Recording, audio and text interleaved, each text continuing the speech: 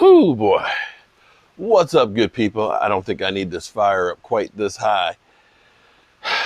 Well, hello friends, Mark Holmes here, and as always, I want to thank you all for watching, commenting, subscribing, and being part of the Joe Boo Sports Report. Without you guys, as well as you ladies, this literally does not work. My apologies, because I had a video earlier today where I had some sound issues.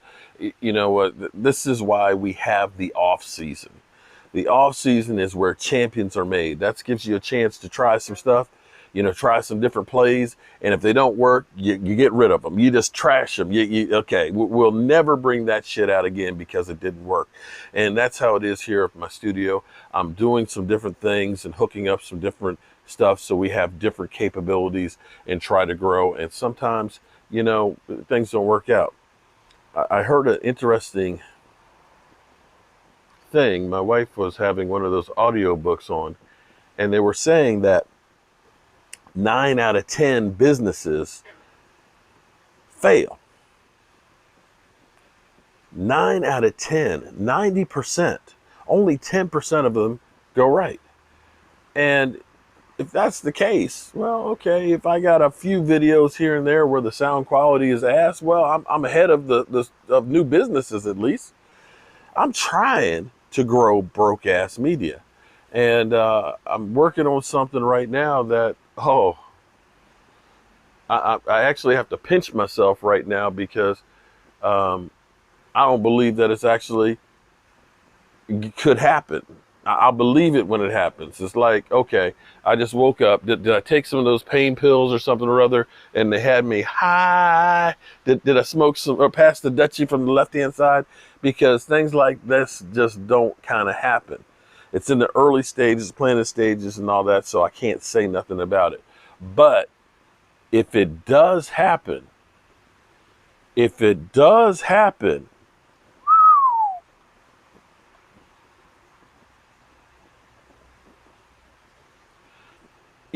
funny in life.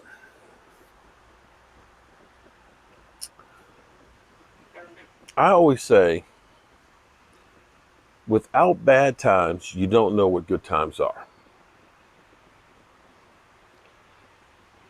And when I've had injuries, I was an athlete. I wasn't a great athlete. I wasn't an NFL player or anything like that, but I was always, in great shape. I used to could run a cross-country course and things in 19 minutes. I tried to become a decathlete. I played college football and stuff. And so the way my body was always great. And then I got burned. And this leg that looks like a lizard's leg from the skin grafting and stuff, it was traumatic to me, especially the first time I saw it after the skin graft, because it was all skinny and it looked bad. I ain't gonna lie to you. If you watch The Walking Dead, it looked like that, but some of the stuff that they do, but that was my real leg. And even though I've had problems walking with this leg, and as bad as it looks, you realize when you lose something that you really have, that you took for granted, getting up and walking or going out and running. When you lose something like that, it changes you. And when you get it back, it brings a whole new psyche. You realize that some of the mundane things that you're worried about really weren't that big. And you go through with a different set of urgency. Being burned, I actually look back as a way that my life transformed. Because I sat there and I looked at my leg and said, woe is me, look at my leg. My leg is terrible. Oh my God. Until I met some other people that wish that they only had their leg burned, that were burned 60, 70, 80% of their body, faces burned, hands burned. And I realized at that point, in that moment, how lucky and blessed I was. I've had this knee surgery last week, and man, Hey, I've been blessed that this has been easy. This has been easy. But had I not been able to get this done and I've been living with the pain, hey, I'd be happy that I could feel the pain. Because there's others out there that are paralyzed and can't even feel the pain. So I look at this with what happened to me and how I appreciate life so much more because things were taken away from me. It changes you. And I'm hoping and I believe that this is what's happening with Dak Prescott. Dak Prescott is living his best life right now, okay? You know, his team, 9-0, 9-0 in the College World Series. They're kicking ass. They're kicking ass. And I'm hoping to see Dak Prescott kick ass as well. It's funny because I was actually going to go through this article that I was reading about if the Dallas Cowboys don't win next season, you know, it's not going to be the end of the world. But this conversation that I had changed my perspective on everything. But Dak, having started out that season where he was about to break records like just like obliterate the yardage. Had he kept on that pace, he could have had over 6,500 yards. The old record's 57. I'm sorry, 5,577. Being there with his teammates where he had never missed a game, to have all that taken away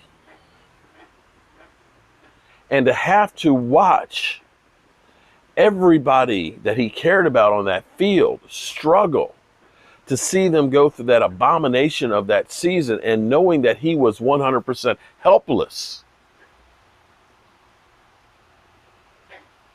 That changes you. Because now that he's got his leg back, he wants to make amends for not being there, going through that hell with his brothers, trying to make a difference. I'm telling you, tragedy changes you and your perspective. And it makes you appreciate. And it also, going through what you had to do to get back, makes you so much stronger. Before I was burned, before I had the flesh-eating bacteria, I didn't know how much I could take. But you go through and get your leg skin grafted. And when you get in there after that surgery and they put you in that bathtub and they pull that membrane off where they're literally pulling skin off, you realize you can take a whole lot more than you ever thought you did.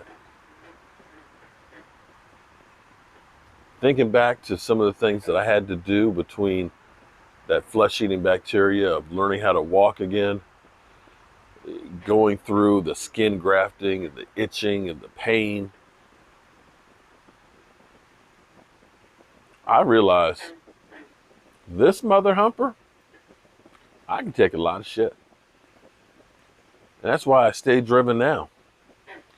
Because everything you have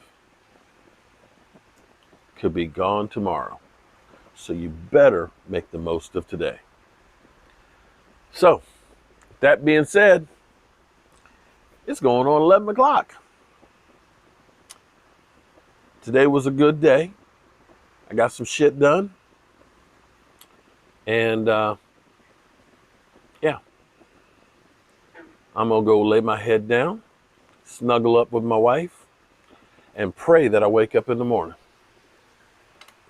But I want to thank you all for being here and listening to me whine. You got some cheese for my wine? See you tomorrow.